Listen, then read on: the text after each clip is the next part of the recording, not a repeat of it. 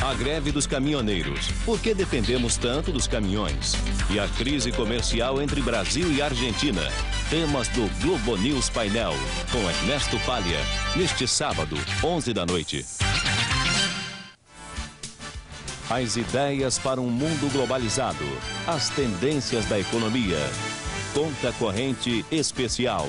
Todo sábado, 1h30 da tarde e 8h30 da noite. Seminário em São Paulo, na próxima terça-feira, dia 3, vai discutir a participação do Brasil na rodada global do comércio agrícola mundial. Com a participação também do Itamaraty, do governo do estado, todo o setor privado brasileiro vai definir a sua posição para essa grande negociação que começa em novembro nos Estados Unidos. Espaço Aberto, com Joelmir Betting, neste domingo, 9h30 da noite.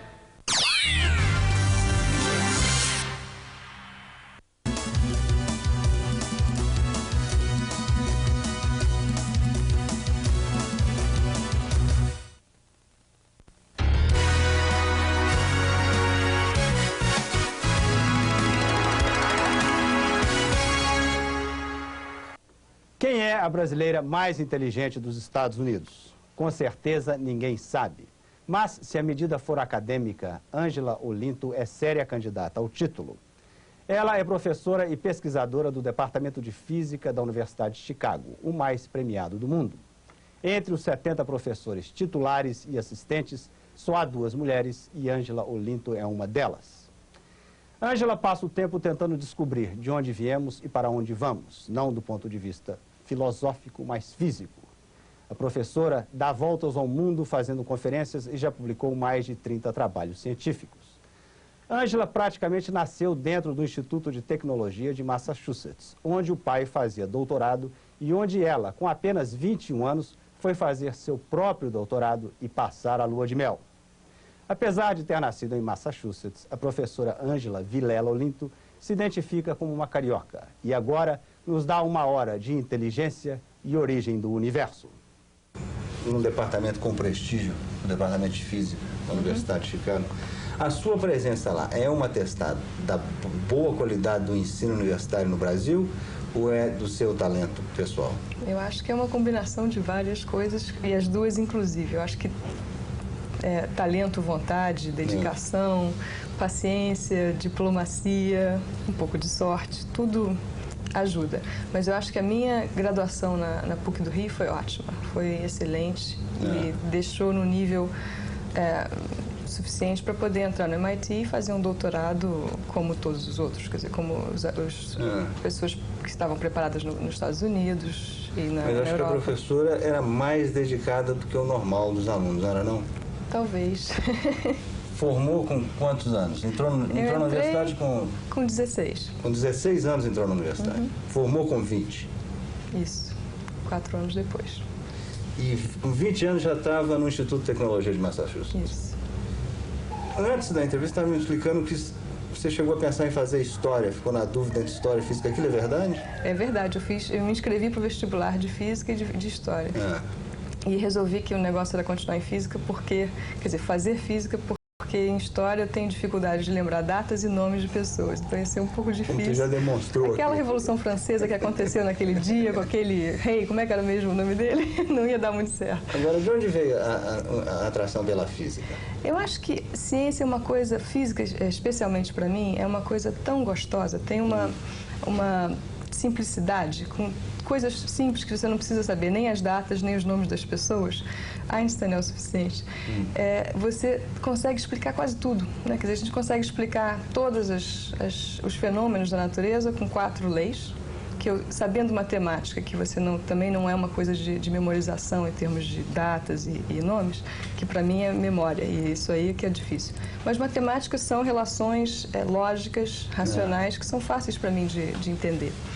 E usando a matemática, eu posso usar essas 4 leis básicas e descrever tudo. A gente pode descrever como objetos caem, como que a Terra vai em volta do Sol, como que o universo começou, quer dizer, tem quase tudo que você possa imaginar no mundo físico, a gente pode descrever com 4 leis. Quer dizer, não tem nada mais maravilhoso. Imagino que você na escola foi uma excelente aluna de física. Desde cedo você entendia essas coisas. Eu sempre estudei bastante, eu sempre gostei muito na aula. Então você está séria quando disse que a Universidade Brasileira dá, de fato, uma área como física? A minha experiência foi muito boa. É boa, de boa qualidade? Foi muito boa. Acho que o departamento da PUC, da época que eu tive lá, era excelente. As pessoas...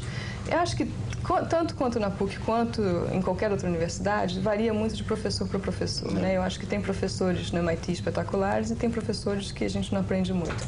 O ambiente é diferente. Eu acho que o ambiente de uma universidade americana é muito mais sério. Quer dizer, estar no MIT de farra, não conheci ninguém. Já na PUC, certamente tem uma dose grande de farra, que também é bom, porque afinal, se a gente não tiver farra nessa idade, vai ter quando? Não tem mais chance mais tarde. Né? Sua fama não é de farrista. Nossa. De farra mesmo, o que você faz de vez em quando você faz farra? Agora eu gosto de esquiar, de subir morro, subir pedra, né? Fazer escaladas com... viajar bastante, adoro ir a concertos, música, arte. Eu tenho minha dose, para americano, eu tenho minha dose de atividades extras muito grande. Nós vamos voltar a essa conexão da música com a física daqui a pouco no programa. Mas seu currículo é impressionante, tipo, em termos de número de trabalhos publicados, conferências. Quantas professoras tem no departamento de física da Universidade de Chicago? Eu estou no departamento de astrofísica, que é junto da física, então no meu departamento sou só eu. E tem uma outra na parte de física de estado sólido, que é Susan Coppersmith. Então são 2 são 50 professores. Ou seja, minoria. Muito raro. É muito difícil, até hoje eu tenho alunas mulheres e é muito difícil essa sensação de ser muito minoria. A dificuldade do ambiente, o ambiente é muito... Os bastidores da física é muito masculino ainda. Apesar... Por quê? Eu acho que é uma tradição, né? Quer dizer, como quase todas as áreas, mas a dificuldade de mudar essa tradição é que é a questão um pouco especial na física, porque quase toda a área mudou nessas últimas décadas e a física continua muito devagar. Eu acho que diminuiu o número de empregos, então atrapalhou a turma que estava se formando toda. Não conseguiu empregos porque não tem emprego para ninguém. E existe um ambiente muito hostil. Eu acho que tem uma tendência a querer provar que é inteligente por falar alto, por ser mais forte. Então você tem que ter uma pele muito grossa. Não sei se essa expressão existe em português, mas tem que ser frio o suficiente e muita paciência, você diplomacia, continuar segurando um pouco, mas é complicado, não é muito Você fácil. acha que foi mais difícil para você do que se você fosse um homem fazendo Acho que sim, acho que sim. Eu acho que são coisas... certamente é difícil comparar, né? Porque é tão raro, existe uma certa loteria de estar na hora certa, no lugar certo, mas eu acho que sendo mulher, na minha situação hoje, é mais difícil, porque não tem... um papo de camaradagem. Eu acho que, aí também vou fazer minhas teorias sociais, mas eu acho que ser mulher nos Estados Unidos é mais difícil do que no Brasil, em certas regiões, porque eu acho que a ideia é que ignorar o fato de você ser mulher, né? Quer dizer, no Brasil todo mundo já comenta, tá bem vestida, tá não sei o quê, e pronto, já resolveu esse assunto, agora vamos falar de física. E aqui é como se você fosse... ninguém fala nada. Tem amigas minhas que ficam grávidas e ninguém menciona nada, a não ser na véspera de ter o neném. E eu acho que essa sensação de que então a gente não é reconhecido como mulher atrapalha um pouco, porque também não é reconhecido como homem. Fica como se fosse uma pessoa meio neutra. E os relacionamentos pessoais são mais difíceis de desenvolver, e são nesses relacionamentos pessoais que tem muito da política, das decisões de bastidores, que hoje são muito importantes. Eu acho que quando eu era aluna não era tão importante, porque eu estava estudando, fazendo provas, coisas que todo mundo faz igual. Mas agora que tem mais uma questão de que projetos que vão ser financiados, o que é o futuro dessa agência, daquela agência, porque tem o que é publicado e tem o que realmente as pessoas sabem por trás. E eu acho que quebrar um pouco essa barreira tem sido a minha dificuldade hoje, digamos assim. O Departamento de Física de Chicago, se não me engano, é o departamento mais premiado em termos de prêmio Nobel. Acho que qualquer outro. Eu acho que tem... Economia, eu sei que tem vários, mas não chega perto da... a gente teve Vocês inventaram vários. lá a bomba atômica, né? Foi onde começou a reação em cadeia. Reação em cadeia. E em termos de astrofísica, o Hubble também estava lá, que é agora o telescópio mais importante. Certamente é um departamento... E na minha área, eu acho que ele está no quarto do país. Quer dizer, agora os 4 mais fortes são todos mais ou menos parecidos. Dos papéis que você publicou, das suas teses, qual você acha foi a sua maior contribuição e qual é a mais citada? Eu acho que a mais citada foi o que eu fiz no doutorado e depois 2 outros papers. Então, são 3 áreas totalmente diferentes. Então, deixa eu só te explicar um pouquinho a inicial. A do meu doutorado foi uma reinvenção de estrelas baseadas numa matéria, uma forma de matéria que foi uma hipótese feita por um professor na Universidade de Princeton, o Ed Witten, que é considerado a pessoa mais brilhante da física de hoje. É o maior físico vivo hoje, isso, ele que faz a teoria de supercordas e teorias de como que vai tentar unificar a gravidade com as outras forças, porque você deve saber das dificuldades que existem. As 2 grandes teorias desse século são da mecânica quântica e da relatividade geral. E até hoje ninguém conseguiu juntar essas 2. A gravidade, que é a força ligada à relatividade geral, é a força mais difícil de ser quantizada, de ser colocada de uma forma na mecânica quântica. E é isso que ele está tentando fazer com outras pessoas pelo mundo afora. E ele propôs a ideia de que talvez quarks pudessem existir fora de prótons. Quarks? Quarks são essas partículas... é a partícula que forma o próton. Então, você pega uma molécula, pega um átomo, o núcleo do átomo é prótons e nêutrons, e esses prótons e nêutrons são feitos de quarks. São mínimas partículas. Mínimas, micropartículas. Você divide uma grama... quantas vezes? Divide por 10, 24 ou 27 vezes, dependendo da partícula que a gente está falando. Então, vai dividindo por 10, dividindo por 10, dividindo por 10. 24 vezes. 24 vezes, são 24 zeros. Isso que é o peso desse tipo de partícula. E essas partículas podem existir fora de prótons, mas, em geral, elas por muito pouco tempo, em aceleradores enormes, como tem um em Chicago, o maior do mundo, o Fermilab. E essas partículas, se elas puderem existir de uma outra forma, que foi a hipótese que ele colocou, teriam consequências grandes em astrofísica. E foi isso que eu fui, então, investigar. Eu fui ver quais seriam as consequências para estrelas de nêutrons dessa ideia nova da matéria. E foi muito divertido, porque a gente reinventou, eu, meu orientador e um outro professor, reinventou tudo que a gente conhecia em termos de estrelas com essa nova hipótese. E muita coisa é bem possível que possa ser verdade. A gente não tem como chegar perto de uma estrela de nêutron e pegar um material lá dentro. Mas é bem provável que exista essa matéria de quarks dentro de estrelas de nêutrons, e hoje estamos começando a medir estrelas de nêutrons, a massa, o raio, a temperatura na superfície, para poder testar essa hipótese. Então, pode ser até que seja real, mas até agora não sabemos. E isso foi um trabalho que eu fiz quando estava terminando meu doutorado. Depois teve outro trabalho com a inflação, que é a ideia, que também é muito citado, que é um modelo para tentar explicar como que as galáxias se formam. A gente tem hoje uma imagem do universo que é genial, que a gente consegue voltar atrás no tempo e explicar desde o início. E a gente explica, usando as teorias de física que explicam como que objetos caem, como a maçã de Newton cai, as mesmas teorias a gente pode extrapolar para o início do universo, sabendo que o universo está expandindo, que a gente vê porque todas as galáxias estão se afastando da gente. E voltando então atrás no tempo, o universo fica mais denso, mais quente, e a mudança no início do universo é de que as partículas começam a interagir como elas interagem hoje em aceleradores. Então, quer dizer, no acelerador, no túnel, você reproduz o comportamento das partículas no início do universo. Exatamente. E essa reprodução, os cientistas, vocês têm certeza absoluta que é uma reprodução exata? A gente tem certeza absoluta que tudo indica, né? Quer dizer, eu acho que a ciência ela é baseada no modelo mais simples. A explicação mais simples para que tudo que a gente observa é de que as teorias são as mesmas. A gente vê coisas nas galáxias distantes iguaizinhas ao que a gente vê aqui. Não tem nenhuma indicação de que tem alguma mudança nas leis da física.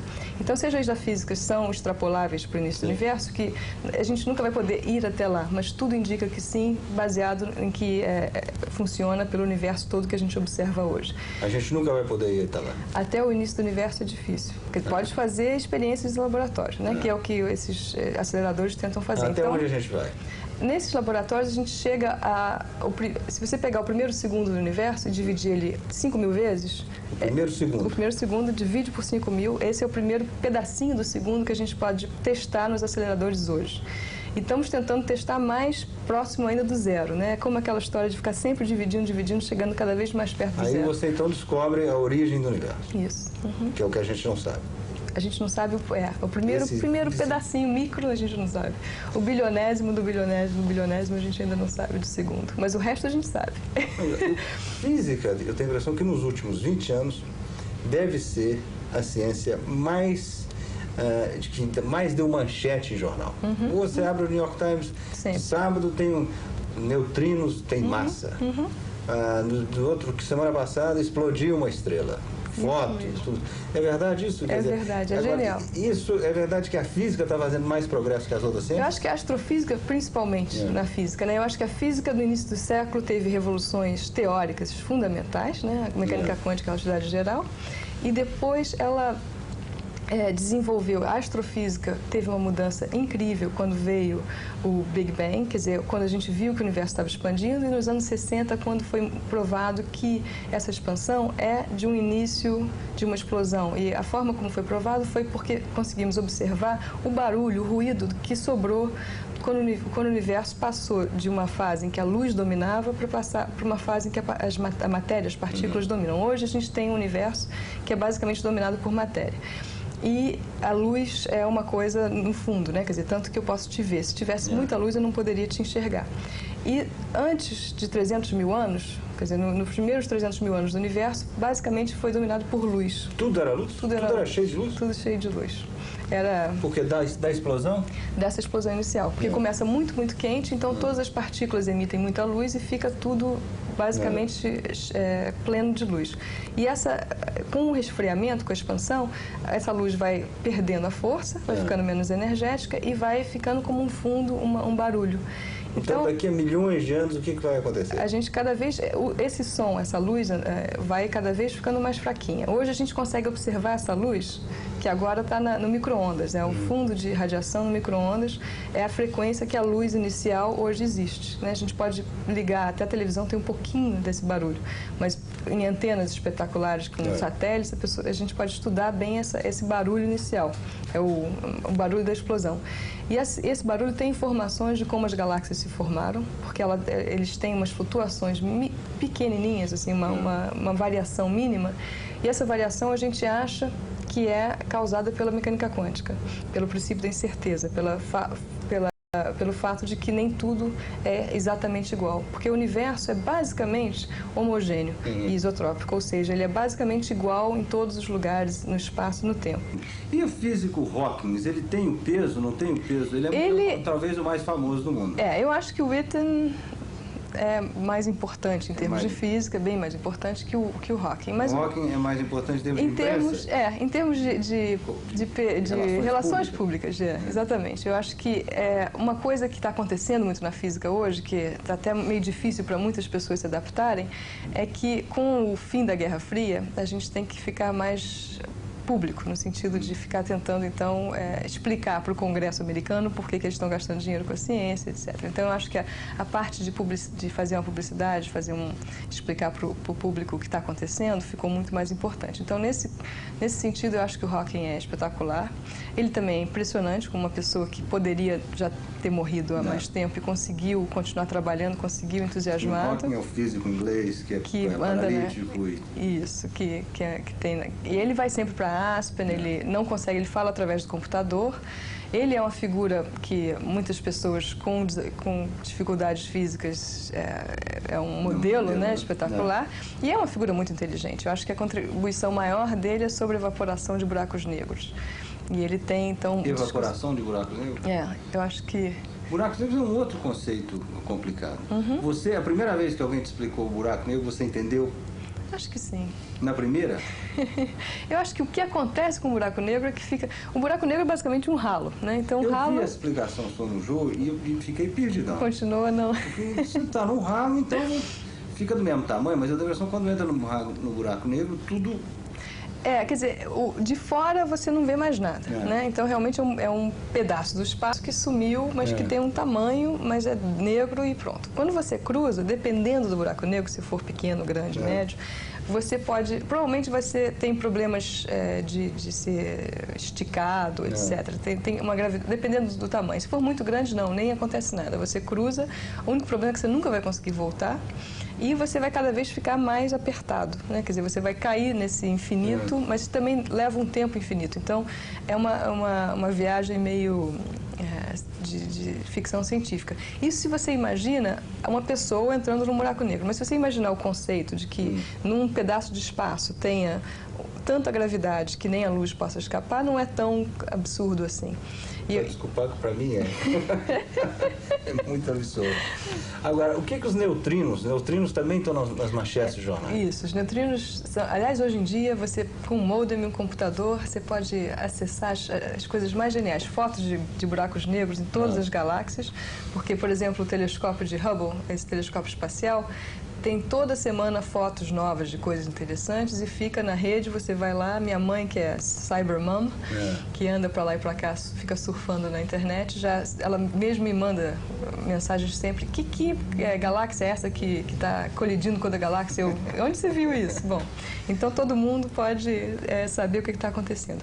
Agora, a última notícia muito legal é que neutrinos provavelmente têm massa. Neutrinos, eu falei que tinham 4 forças básicas e tem 4 tipos de partículas básicas para explicar tudo também. São os quarks. O neutrino é parte dos quarks? Não, tem os quarks, o elétron. Então, um átomo tem o núcleo do átomo, que tem o prótons e nêutrons, e tem o elétron, que a gente conhece, que fica em volta. Tem dentro do próton e do nêutron os quarks, e que quase todos os quarks que a gente precisa para o dia a dia é o para cima e para baixo, o up e o down. Agora, tem uma quarta partícula, que é o neutrino, que você só vê em reações nucleares quando está faltando uma coisa, quando está faltando uma energia. Então, ela foi descoberta como uma falta de alguma coisa. E depois dessa falta de alguma coisa, descobrimos que realmente ela bate em alguém. Quer dizer, o problema dessa partícula é que ela é tão leve que é como se não tivesse uma partícula lá. A gente só sabe que está faltando uma energia. E depois... Foi fácil, quer dizer, foi fácil. Anos depois conseguimos provar, então, que essa falta realmente tem uma direção e bate em alguém e faz uma outra reação. E vocês provaram isso em laboratórios? Em laboratórios de aceleradores, feito no Fermilab. Isso. Uma proposta que existe já há um tempo é que neutrinos têm um pouco de massa. Se eles tiverem uma massa que a gente chama 3 eletronvolts, que é uma unidade de massa, que na realidade é uma grama dividida 1 decilhão de vezes também, ela seria o suficiente para que toda a matéria que está escura no universo fosse esses neutrinos. Porque neutrinos estão passando pela gente aqui, bilhões de neutrinos agora. Atravessa a Terra. Atravessando você, eu, todo mundo aqui nesse quarto. Se ele tiver um pouquinho de massa, já dá toda essa matéria escura que a gente está tentando descobrir o que é. Eu acho que o que foi medido até agora não é o suficiente para explicar a matéria escura como um todo, porque está faltando, a quantidade de massa é 1/100º do que a gente precisa. A gente precisa 3 eletronvolts por aí e eles mediram 1/100º disso, né? Quer dizer, falta ainda um pouco. Não vou nem perguntar como é que eles mediram isso, como é que é feita essa medição. É bacana. Mas eu quero saber que importância tem na hora que medir e chegar a uma conclusão, porque a física é uma ciência meio misteriosa. Às vezes a impressão que eu tenho é que se não conseguir provar que é mentira, é verdade. É isso ou não? Não é bem assim. A gente tem muita coisa que a gente fica... Se a gente tem uma teoria sólida, que foi testada em várias outras situações e que tem uma previsão... Foram testadas, a teoria foi testada, tem que testar, não pode só postular. Não pode só... Aí fica filosofia. Então, a cosmologia antigamente era filosofia, né? No início do século era filosofia, porque a gente podia imaginar várias coisas. Agora a gente pode testar. Será que o universo teve essa temperatura, esse tipo de composição, esse tipo daquilo? Aí a gente pega essa hipótese, faz os cálculos e vê as consequências dessa hipótese. Se as consequências forem exatamente o que a gente observa, então está todo mundo feliz e vamos então para frente. O bacana é que você responde as perguntas e vem perguntas novas. Então você responde o que aconteceu, que o universo começou com uma explosão, aí você pergunta, mas como é que então as galáxias se formaram? Aí você tenta entender então como que flutuações esse universo perfeito podem existir. E sempre tem uma outra pergunta. Então, se tiver neutrinos, eles têm massa, mas não tropo, né? Não tem o suficiente. Então, está faltando alguma coisa. E será que tem a constante cosmológica? Tem várias perguntas que a gente ainda não sabe. Se essa está assim, tem massa, O que isso Aí tem que perguntar qual é a massa. Mas no nosso dia a dia, no nosso... Existe alguma descoberta da física? Vocês estão na beira de uma grande descoberta que vai revolucionar nossas vidas? Eu acho Ou que pode ter um impacto direto na nossa... Eu acho que tem impactos diferentes, né? Eu acho que o que eu trabalho mais, em geral, tem impacto em termos filosóficos. No que você imagina que é o mundo, quanto que a gente consegue voltar e ter essa imagem do início do universo, do futuro do universo, como é que o universo vai se resfriar, que outros mundos podem existir por aí. Então, agora que está na moda, em termos de filmes, pelo menos, de que a gente tem que procurar um outro planeta, essas coisas, eu acho que essa área é muito importante. Mas eu acho que o que eu faço é mais a filosofia do como que as coisas funcionam do que uma coisa prática. Por outro lado, todas essas coisas que a gente tenta fazer, essas experiências e essas detecções, tem sempre aplicações práticas muito grandes. Quer dizer, qualquer coisa que você tenta ver hoje, um computador, uma câmera, o tipo de coisas que usa para se filmar hoje numa câmera de vídeo, o CCD, foi desenvolvido para observações em astronomia e são usadas de uma forma... todo dia hoje a gente tem fotos cada vez mais bacanas usando as mesmas técnicas. Então, tudo que a gente desenvolve para tentar testar essas teorias sempre tem aplicações práticas também. Mas não é tão óbvio, não é fácil dizer, curamos o câncer, né? Quer dizer, não é tão óbvio, não é de um dia para o outro. Tão imediato. Exatamente. Né? Demora um pouco. Como física, esse noticiário alarmista de que o planeta está esquentando, isso está esfriando, tem ou nem... Isso alguma coisa... parece correta, parece certa, parece justo? Eu acho que tem muitas questões ainda não resolvidas em termos de científicas, mas tem questões de política de environment, né, do meio ambiente, que é muito importante ser... No seu estudo de planetas e estrelas não ainda é tão importante, não. Eu acho que a Terra é um planeta totalmente especial, que tem condições perfeitas para ter a Terra, e eu acho até incrível que tenha acontecido, né? Quer dizer, que tem essas condições, também a gente não estaria aqui se não tivessem, mas a maioria dos planetas que a gente consegue imaginar são mais parecidos com os outros. Né? Quer dizer, então, que você não imagina outras terras? Deve ter, porque tem tanta coisa lá fora, tem trilhões de estrelas em cada galáxia, tem trilhões de galáxias no universo, ou mais, né, provavelmente infinitas. Então, certamente deve ter alguma outra terra em algum outro lugar. Mas eu acho que a vida é uma coisa frágil, pelo menos a vida do ser humano, né? E bactérias, eu acho, e baratas também sobrevivem bem. Então, eu acho que essa coisa realmente é muito preocupante. Você tem uma conexão muito forte com a música. É verdade, eu casei com a música. Conta um pouco mais. Não, casei com um músico. Fala um pouco mais sobre essa conexão. Sobre essa conexão? É muito bacana. Eu casei com o Sérgio Assad, que é Dudu Assad.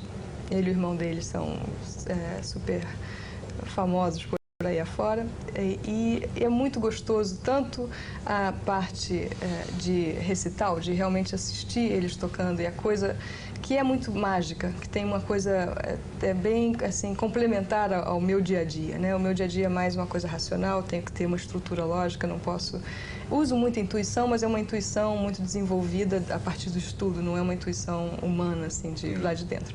E eu acho que a parte musical, pelo menos a minha experiência, é exatamente o complementar. Tem muita coisa que toca lá dentro, eu não sei nem porquê. A coisa entra de uma forma natural. Mas você tem uma cabeça musical? Eu acho que sim, diz o Sérgio que sim.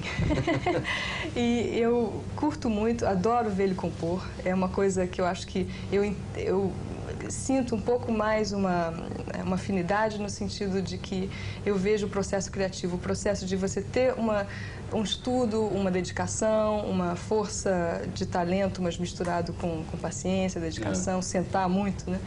Que tem na física também, mas que a parte gostosa não é só o trabalho duro, mas é também aquela hora que você tem a ideia, né? Quando que de repente você, será que esse modelo funciona? Será que eu posso explicar esse fenômeno desse jeito, daquele jeito? Essa parte é mais divertida.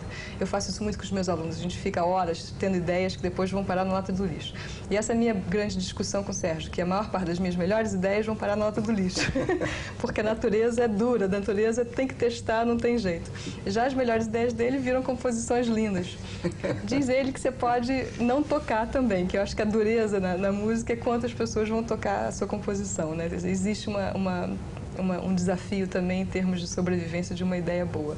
Mas eu acho que é muito bacana conseguir ver essa coisa criativa e de repente não tinha nada, tem uma sinfonia inteira. É genial, eu adoro. Conexão Brasil? Eu frequente? adoro o Brasil, vou sempre. Eu gostaria de voltar, eu fico sempre querendo voltar. A gente tem uma brincadeira com o Odair, o irmão do Sérgio, que a gente diz que é ano 2000 no Brasil. Talvez fique 2001, 2002, mas a gente fica tentando. E eu acho que eu ainda estou num ritmo muito grande de produção e tal, e eu gostaria de continuar um pouquinho mais. Mas volta e meia eu realmente quero ir para o bar da esquina tomar um chopp, sabe? E não ficar preocupada tanto com a política, não levar tanto a sério quem que saiu no New York Times, quem que não saiu, se essa pesquisa... política acadêmica. É muito pesado. As pessoas levam isso tão a sério que às vezes eu fico, mas vamos para a praia, assim, vamos dar uma relaxada. E eu acho que isso eu fico com essa ilusão. Não sei se eu voltar para o Brasil vai ser outro tipo de desafio o dia inteiro. Não vou à praia nunca, não sei. Mas eu gostaria de tentar. Muito obrigado, foi um prazer grande. Muito obrigada. Prazer o meu.